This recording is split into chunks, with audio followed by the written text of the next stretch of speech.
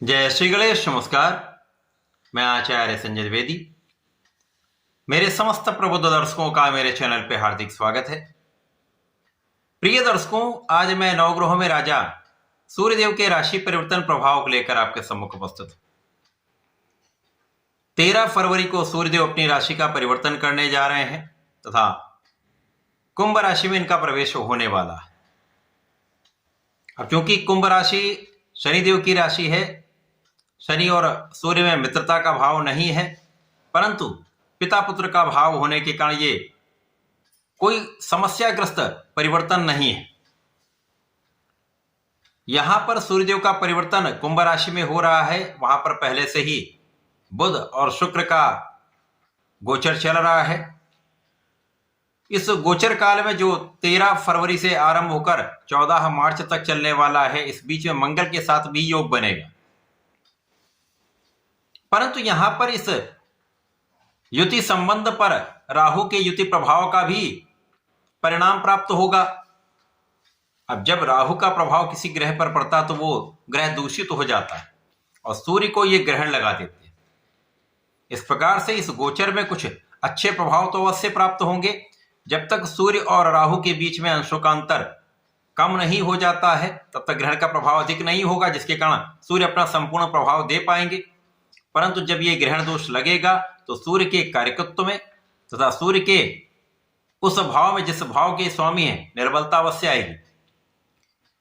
परंतु इस पूरे गोचर काल में 9 ग्रहों में जो अत्यंत विशिष्ट ग्रह हैं, देवों के गुरु बृहस्पति का दृष्टि संबंध भी पड़ रहा है, जिसके कारण यह अति विशिष्ट प्रभाव प्रदान करने वाला समय बनने वाला है। प्रिय दर्शकों, आज मैं सिंह राशि के लिए, जो सूर्यदेव की ही राशि है, सूर्यदेव के राशि परिवर्तन का मिलने वाले प्रभावों का, लाभ का, अथवा कहीं पर कोई समस्या या अवरोध है तो उस अवरोध को आप कैसे दूर कर सकते हैं, उसका क्या उपाय है, संपूर्ण विश्लेषण मैं पूर्ण तर्क के साथ करने जा रहा हूं। प्रिय दर्शकों, इस राशिफल को आप अपने लग्न तथा राशि दोनों के अनुसार देख सकते हैं। सिंह राशि के लिए यदि हम अवलोकन करें तो लग्न के स्वामी सूर्य का गोचर 7वें भाव में, जो केंद्र का ही भाव है, आरंभ होने वाला है। अब प्रारंभिक समय में यहां पर बुधादित्य योग, रवि शुक्र योग प्राप्त होगा, जिस पर गुरुदेव बृहस्पति की दृष्टि का प्रभाव होगा, क्योंकि गुरुदेव बृहस्पति यहां पर आपके एकादश भाव में स्थित हैं, जिसके कारण महालाभ की स्थिति बना रहे हैं। और केंद्र के भाव 7वें भाव पर इनका प्रभाव होगा, जिससे शासन प्रशासन का योग अत्यंत प्रबल हो जाएगा। इस समय में आपके नेतृत्व की क्षमता बहुत अच्छी हो जाएगी। इस समय आपके प्रभाव में कई गुना वृद्धि होगी। इस समय आपकी व्यवहारिकता में आपके व्यक्तित्व का प्रभाव समस्त लोगों पर पड़ने वाला, क्योंकि सूर्य की सीधी दृष्टि का प्रभाव अपनी ही राशि पर है। और ज्योतिष का नियम है, जब भी कोई ग्रह स्वराशि को देखता है या स्वभाव को देखता है, तो निश्चित रूप से उस भाव के प्रभाव को कई सौ गुना प्रबल कर देता है। तो अपने भाव को देखकर ये महाप्रबल करेंगे।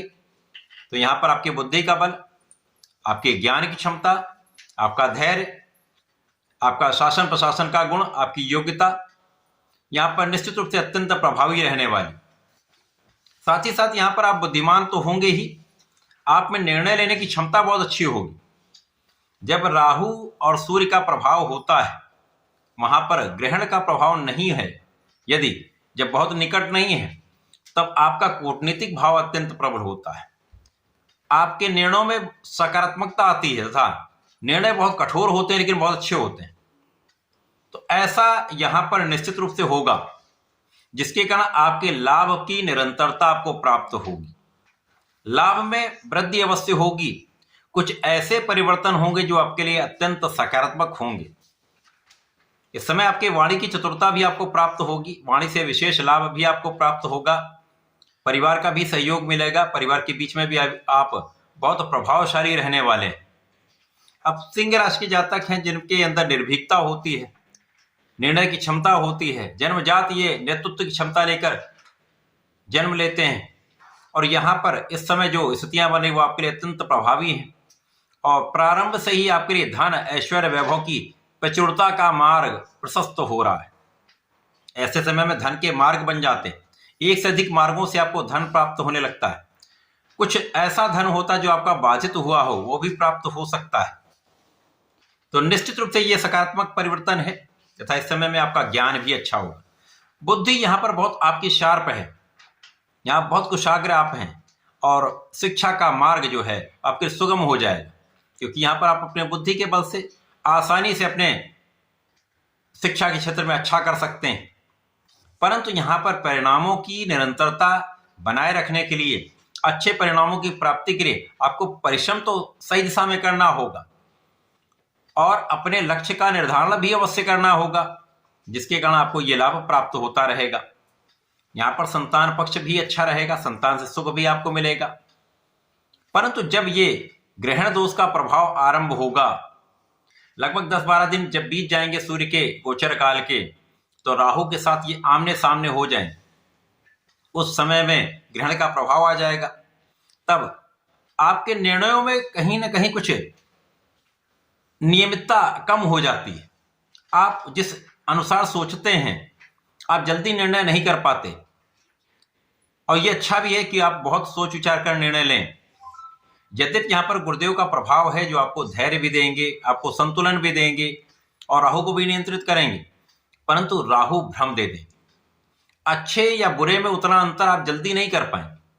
तो यहाँ पर बहुत विचार विमर्श करके, बहुत सोच विचार कर, बहुत एनालिसिस करके आपको आगे बढ़ना चाहिए। इसी प्रकार से यहाँ पर सिरदर्द की समस्या हो सकती है, तनाव तो अवश्य ही बढ़ेगा। आपके परिश्रम के बाद भी लाभ कुछ बाधित सा दिखेगा। जो व्यापारी बंधु हैं उनका धन कहीं पर अवरुद्ध हो सकता है। बड़े धन के इन्वेस्टमेंट से आपको इस समय बचना चाहिए जब तक ग्रहण का प्रभाव है। इसके पश्चात आप धन का सही इन्वेस्टमेंट कर पाएंगे, क्योंकि इस बीच में जड़दोष भी होगा और सूर्य पर भी ग्रहण होगा, तो कहीं ना कहीं विचारशीलता में या विवेक जो है वो आपका कुछ कम प्रभाव देगा।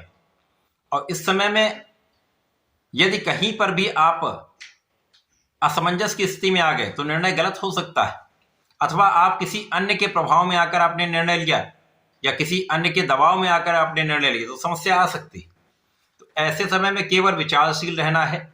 विवेकपूर्ण निर्णय करने के लिए बहुत सोच समझकर अपनी योग्यता का, अपने ज्ञान का, अपनी शिक्षा का उपयोग करते हुए आप निर्णय ले सकते हैं। जहां नहीं समझ में आता वहां अपने गुरु का आप आशीर्वाद ले सकते हैं, उनसे आप सलाह ले सकते हैं, पिता का आप आशीर्वाद ले सकते हैं, उनकी सलाह ले सकते हैं, या ऐसा व्यक्ति हो जो आपको सही मार्ग दिखा सकता हो। क्योंकि इस समय में कुछ ऐसे लोग होते जो आपको दिग्भ्रमित कर सकते हैं। राहु का प्रभाव ही ऐसा है। साथ ही साथ जो लोग नए व्यापार को आरंभ करना चाह रहे हैं, इस ग्रहण के काल में मत करें।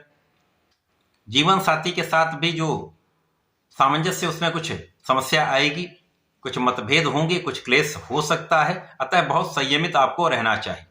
इसी कारण से किसी भी अन्य के कारण कुछ समस्या आ सकती है। अतः विवेकपूर्ण तथा शांतिपूर्ण आपको निर्णय लेने चाहिए। इसी प्रकार से आपके व्यापारिक संबंधों में, साझेदारी में कुछ क्लेश की स्थिति दिखती है, कुछ अविश्वास की स्थिति दिखती है, कुछ धोखे की स्थिति दिखती है। ध्यान देने की आवश्यकता होगी। इस समय में कुछ विशिष्ट लाभ मिलेंगे। धन अचानक बढ़ेगा, आपका ऐश्वर्य वैभव निश्चित रूप से बढ़ेगा, पैतृक संपत्ति से लाभ अवश्य मिलेगा। तो धन का मार्ग एक से अधिक बनने वाला है, धन की प्रचुरता रहेगी। परंतु ग्रहण का जो समय है वो आपके लिए कष्टकारी हो सकता है। तो इस समय को उपयुक्त बनाने के लिए, नकारात्मकता को कम करने के लिए आपको नियमित रूप से सूर्यदेव को जल देना चाहिए। ओम घृणी सूर्याय नमः का नित्य जप करना चाहिए, अथवा गायत्री मंत्र का जप करें। इसी प्रकार से इस पूरे समय में हनुमानाष्टक का 40 दिन का संकल्प ले सकते हैं आप, जिससे आपको बहुत सहायता भी मिलेगी, बुद्धि बल भी अच्छा रहेगा। तथा प्रत्येक शनिवार और मंगलवार को बजरंग बाण का 7 बार पाठ कर लें, विशेष लाभ मिलेंगे। तो ऐसा करके इसका उपयोग करें। धन्यवाद, नमस्कार।